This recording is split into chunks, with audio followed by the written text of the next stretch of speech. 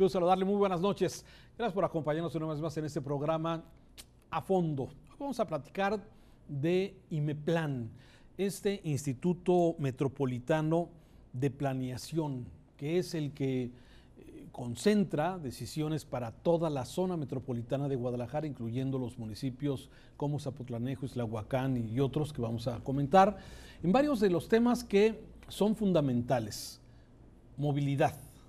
Vamos a hablar también del tema de transporte público, vamos a hablar de ciclovías, vamos a hablar de fotomultas, que también IMEPLAN ha absorbido algunas de las actividades que tenía el Instituto de Movilidad, hoy desaparecido, y nos acompaña esta noche el titular de IMEPLAN, que es Mario Silva, a quien le doy la bienvenida y que está cumpliendo ya 2 años, Mario. 2 años, Raúl. Buenas noches, ¿cómo estás? ¿Cómo estás? Gracias por Gusto acompañarnos. saludarte a ti también Muchas al gracias. auditorio. Y pues sí, efectivamente, el pasado 1 de agosto se cumplieron 2 años de la gestión que me tocó iniciar en el 2017 en el IMEPLAN. A mí me toca ser el tercer director del instituto.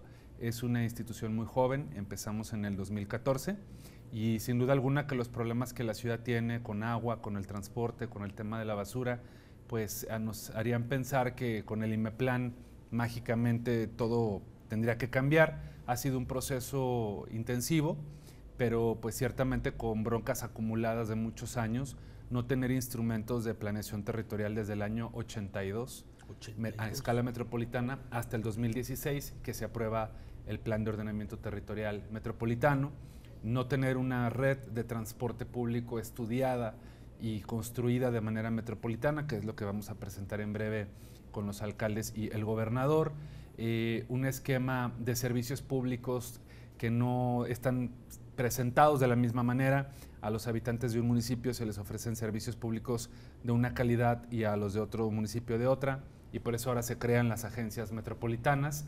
Ahorita platicamos de semáforos, fotoinfracción, Mi Bici. Entonces ha sido un tiempo muy intenso, pero que creo que hemos ido consolidando el modelo.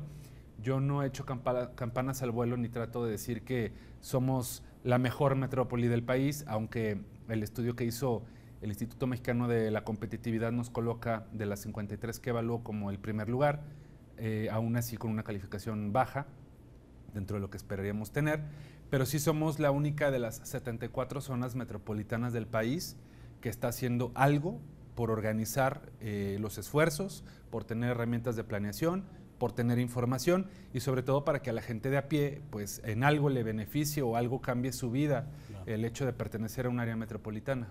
A ver, IMEPLAN, entiendo, es un organismo público descentralizado, sí, que tiene autonomía, sí, pero que tienes al mismo tiempo, dependes de varios jefes. ¿Quién es tu jefe? Bueno, mis jefes son las alcaldesas, los alcaldes y el gobernador en el área metropolitana de Guadalajara, integrada por los 9 municipios, más el gobierno de Jalisco. Hay una junta de coordinación metropolitana, que es un órgano que toma decisiones de carácter económico, político y jurídico. Hay una instancia técnica que somos nosotros y hay un Consejo Ciudadano Metropolitano que nos emite recomendaciones tanto a los alcaldes y al gobernador como al equipo técnico que estamos en IMEPLAN.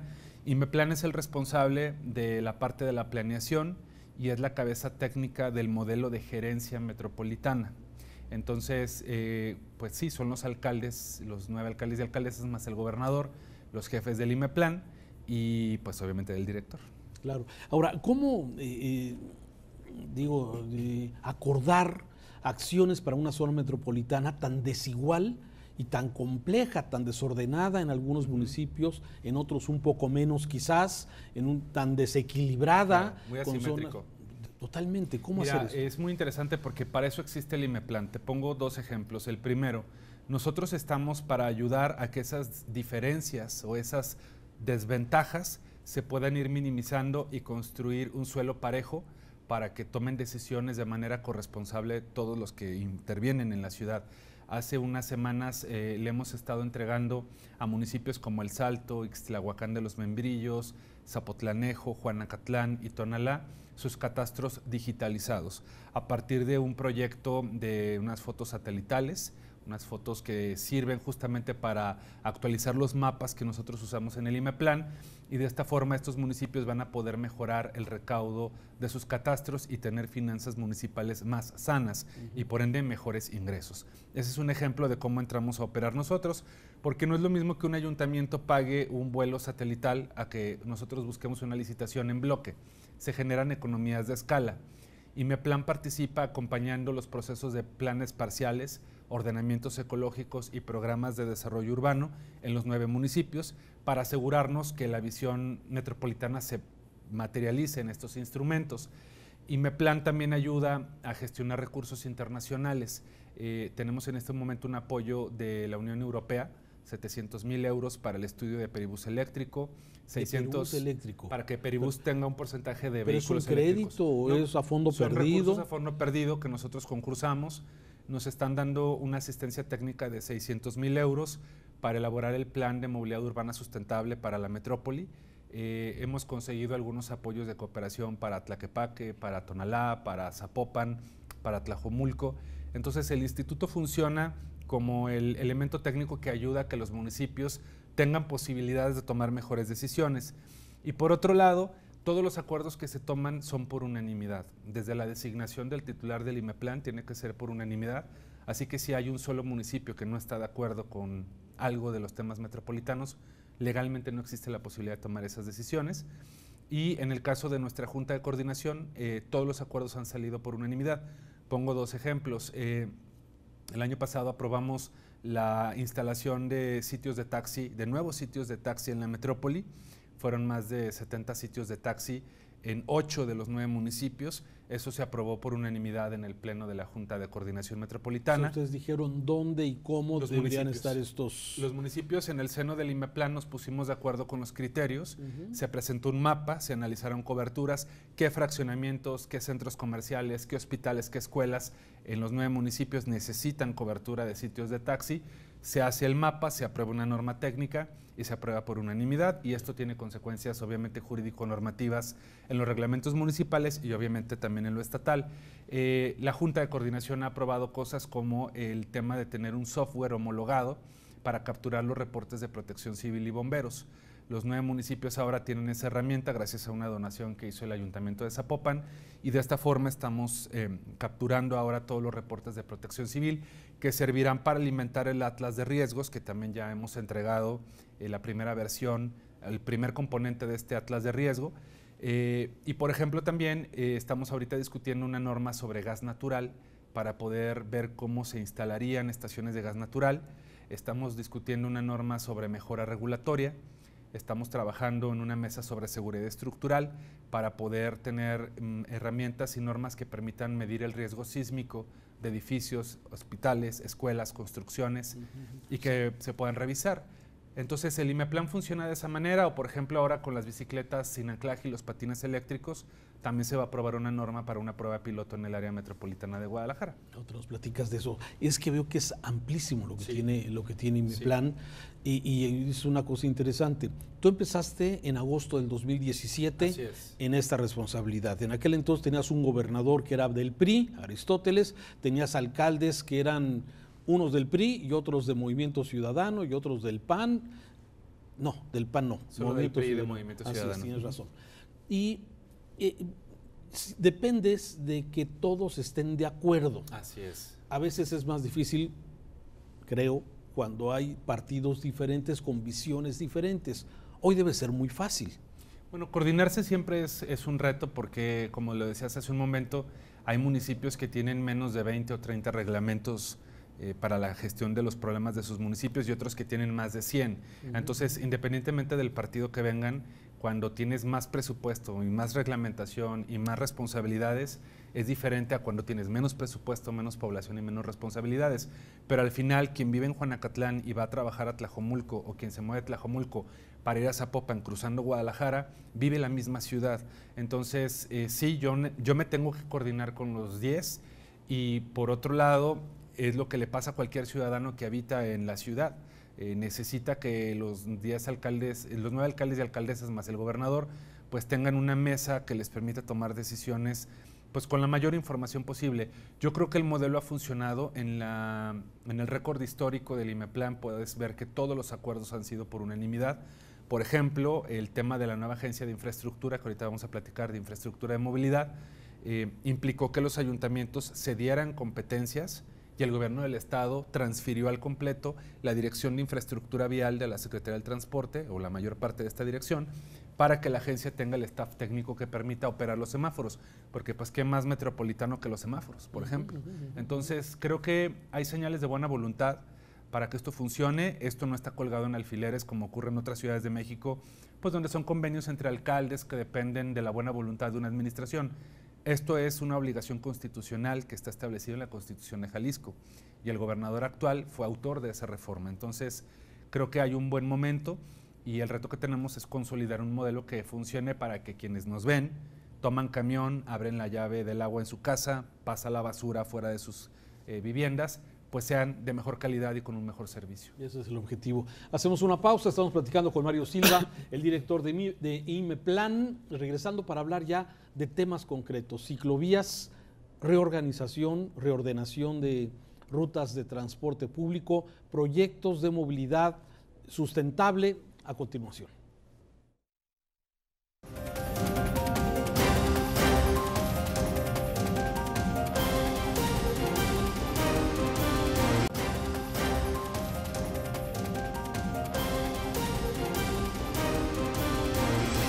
Platicando con Mario Silva de IMEPLAN.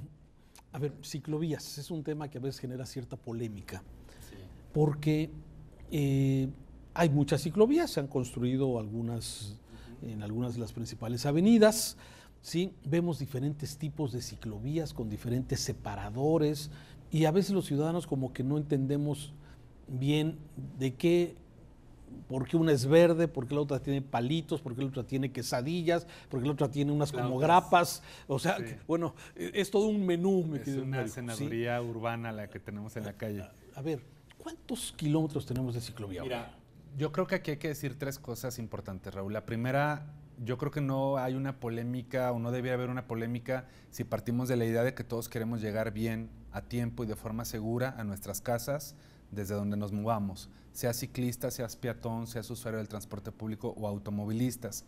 Eso nos lleva a utilizar las vías de mayor flujo porque son las más directas, en teoría. Muchas veces las ciclovías no se construyen en calles secundarias porque no tienen una continuidad. Por ejemplo, de manera paralela en Avenida Niños Héroes y luego Guadalupe, tú no encuentras una calle o calles paralelas que tengan una continuidad igual que esa avenida. Entonces, pues si tú tomas camión, vas a querer tomar el camión que se vaya más directo sobre la avenida en lugar de un camión que vaya haciendo zigzag por calles laterales. Lo mismo ocurre con las ciclovías, lo mismo ocurre con quienes andan en auto.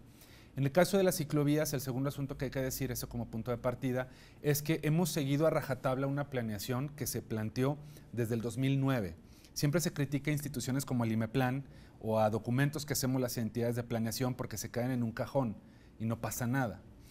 El Plan Maestro de Movilidad No Motorizada es el primer documento de su clase en el país, fuimos la primera ciudad en tenerlo, plantea más de 1,500 kilómetros de infraestructura ciclista. Este es el que data del sexenio de Emilio González. Sí, sí, y que se hizo con consulta social, se hicieron consultas en la vía recreativa, en corredores ciclistas, en el Museo es el vigente. Raúl Anguiano, es el plan vigente y la administración estatal anterior tomó este plan maestro y redujo la meta porque 1,500 kilómetros de infraestructura ciclista en 8 municipios, ahí todavía no tenemos a Zapotlanejo adherido como área metropolitana, y solamente tenemos 207 kilómetros. Sí, a ver, yo aquí, a ver, 1,500 kilómetros es ir 3 veces a la Ciudad de México. Por ejemplo, más o menos para tenernos una idea del tamaño de lo que estamos hablando. Y solo tenemos 207, de los cuales, Raúl, poco más de 120 kilómetros son infraestructura segregada con volardos abatibles, que son estos palitos, con quesadillas o con flautas, que no es senaduría,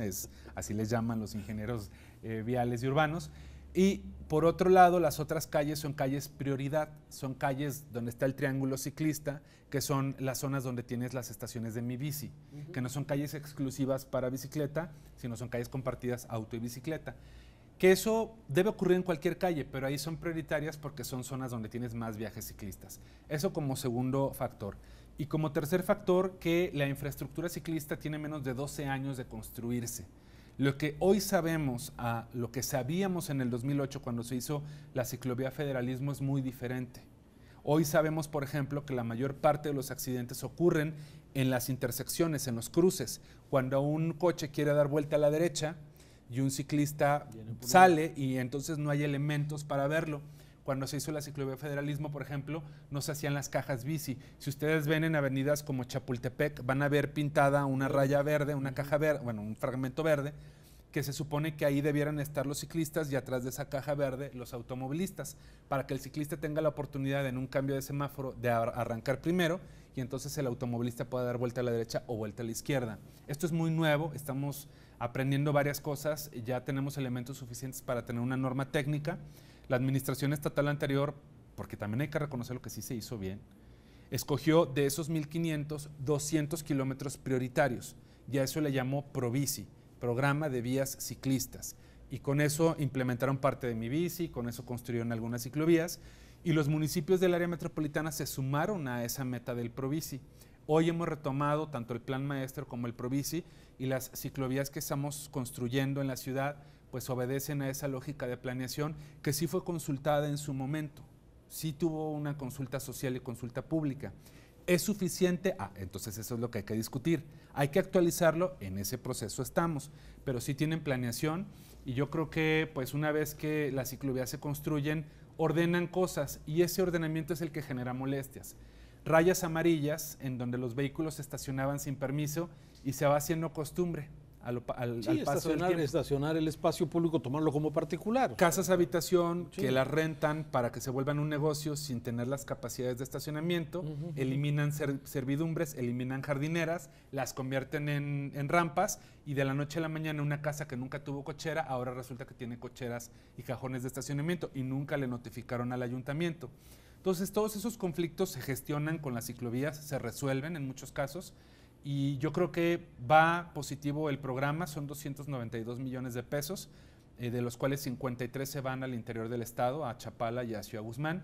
Y también hay que decirlo con claridad, Raúl, sí se está haciendo una inversión en semáforos. En próximas semanas empezamos la prueba piloto para la tecnología de semáforos inteligentes. Más de 8 empresas han manifestado interés de llegar a ofrecer este servicio a la ciudad. Vamos a hacer una inversión de 250 millones de pesos para 29 corredores, con más de 440 intersecciones, son más de 2,000 semáforos, que en esta primera etapa es un proyecto de 5 años, se van a estar haciendo, es un proyecto de casi 1,000 millones de pesos. Entonces también le estamos entrando a mejorar la movilidad de quienes están al volante, estamos entrando a mejorar la movilidad de los que andan en bici y estamos intentando llevar servicio de transporte público con todos los retos que esto tiene de calidad a las colonias que hoy no tienen el servicio. Hay un par de cosas porque a veces pareciera que los que a veces criticamos las ciclovías estamos en contra y no, la verdad. Yo creo que no, la preocupación es la seguridad. Creo que al final les preocupa lo mismo. Sí. Y un tema que mucha gente me lo comenta en el espacio informativo es, bueno, a ver, vemos las ciclovías de Washington, la de Niño Cero y la Avenida México, se ven con muy pocos ciclistas. Sin embargo, se le quita un carril a la circulación de los automóviles.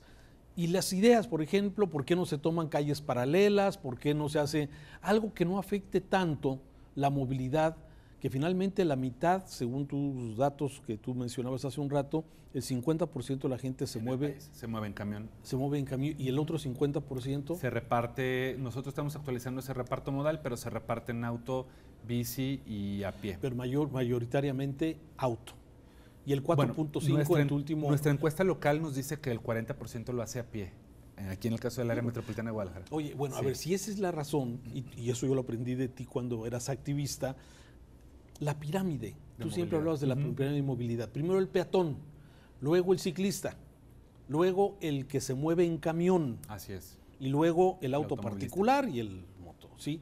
Partiendo de eso, tenemos las banquetas de la ciudad hechas pedazos. Sí.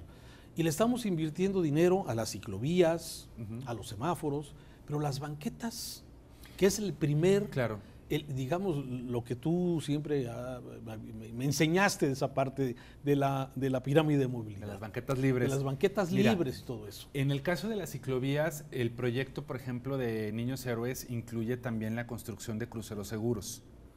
no vienen solamente como un elemento para el ciclista, sino también hay intervenciones sobre banqueta para mejorar situaciones que tienen mayor riesgo para el peatón. Y en el caso de Zapopan incluye ese tramo, como también es una renovación del corredor gastronómico, una intervención sobre banqueta. El proyecto que se tiene para federalismo es una renovación también de banqueta. Sin embargo, yo creo que hay una deuda importante con el ámbito peatonal. Cuando nos tocó estar en Guadalajara, en la Dirección de Movilidad, con banquetas libres, lo recaudado por las multas de banquetas libres se estuvo yendo a un fondo para la rehabilitación de banquetas. Cuando presentamos el programa de movilidad activa, muchos medios le preguntaban al gobernador que qué pasaba entonces con la movilidad peatonal. Nosotros estamos haciendo un trabajo con los municipios para ver cuál es la bolsa de inversión que hay sobre banquetas. Eso es un trabajo que no es de estas administraciones. Desde siempre los ayuntamientos invierten mucho dinero en banquetas, pero a veces no lo intencionaban como una política de espacio público.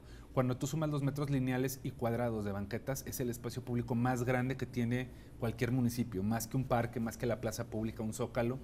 Creo que es una política prioritaria y lo que nos da mucho gusto es que ahora hay mayor percepción social de la necesidad de banquetas adecuadas, ya no solo libres de obstáculos, sino adecuadas. Y será un trabajo que se va a entrar a hacer. Lo que te puedo decir es que todos los proyectos metropolitanos, por ejemplo, Peribús y el entorno urbano en periférico, traen reconstrucción y rehabilitación de banquetas y construcción de banquetas en zonas donde no hay, porque hay tramos del periférico donde no hay banquetas. Sí. Parque Solidaridad, que es de los proyectos que entró para Fondo Metropolitano Federal, también trae considerado construcción y rehabilitación de banqueta. Entonces, al menos todos los proyectos que se han validado desde el IMEPLAN, en ese sentido van a tener el componente de movilidad peatonal, porque además, Raúl, es algo que ya evalúa la Secretaría de Hacienda Federal. Ya también eso te lo están calificando. Antes un municipio pedía dinero, nos pasó en Fondo Metropolitano el año pasado. 3.200 millones de pesos tenía la bolsa de Fondo Metropolitano para el país, 1.600 millones se quedaron sin ejercer. Porque todos los municipios del país que forman parte de las 74 zonas metropolitanas pedían dinero para repavimentación. Y las reglas de operación te decían, eso no es movilidad sustentable. Si no traes ciclovía, banqueta, alumbrado, arbolado y vinculación con transporte público, no pasa tu proyecto. Y ahí está el resultado. Casi la mitad del dinero subejercido.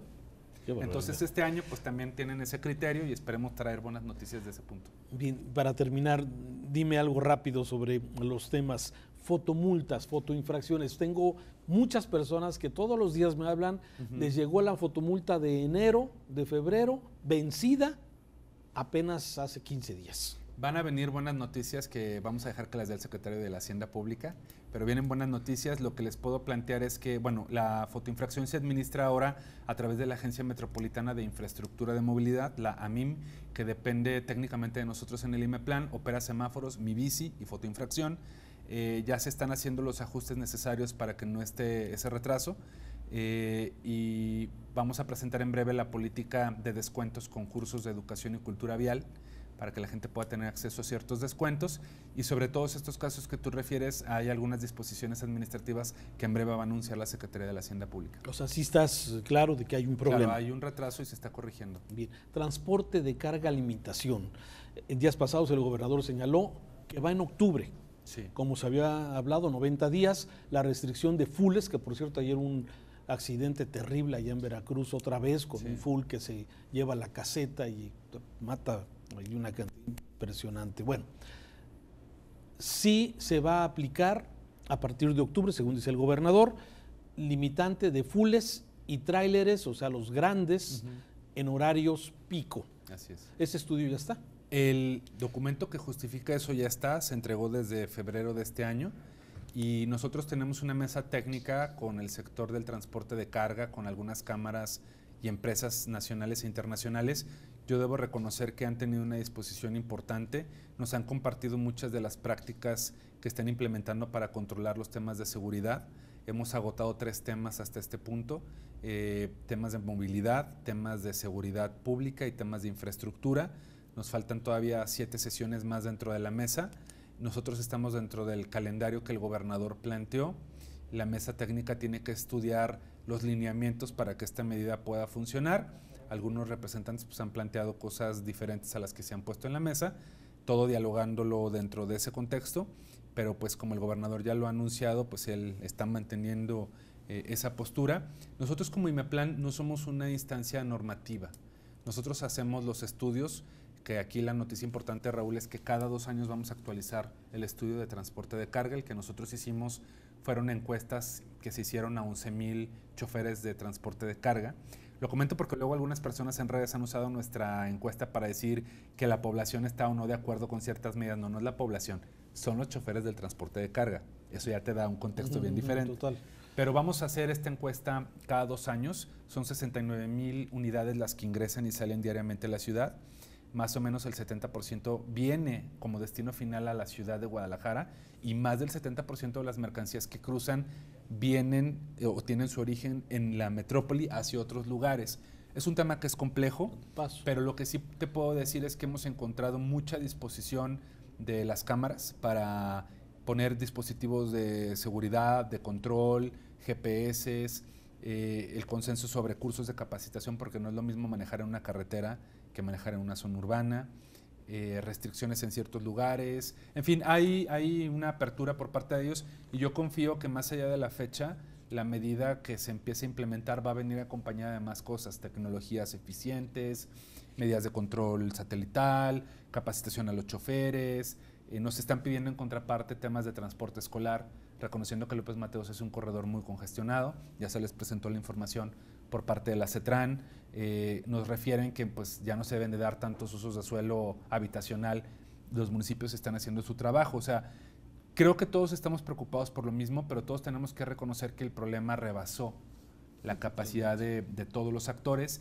no se tomaron decisiones, pues de nuevo, desde el 82, es que este problema no es nuevo. Los trailers y los camiones en la ciudad son un problema histórico. Nunca se levantó ni siquiera información. Todo era pues de dichos y no había datos. Entonces hoy tenemos datos, hoy hay una mesa técnica, hay un plazo que ha puesto el gobernador y yo confío en que vamos a llegar no solo con el cumplimiento de esas disposiciones que se anunciaron, sino con una agenda de trabajo más sólida todavía. Vaya, pues vaya que hay temas, Mario Silva. Hay que regresar. Muchas gracias, sí, desde luego, aquí ya traigo una buena nos faltó calidad del aire, nos faltaron riesgos, inundaciones, pero platicamos después de eso. Mario Silva, muchas gracias. No, al contrario, Raúl, muchas gracias. Saludos, gracias. Y a usted que nos ve, gracias, lo esperamos la próxima semana.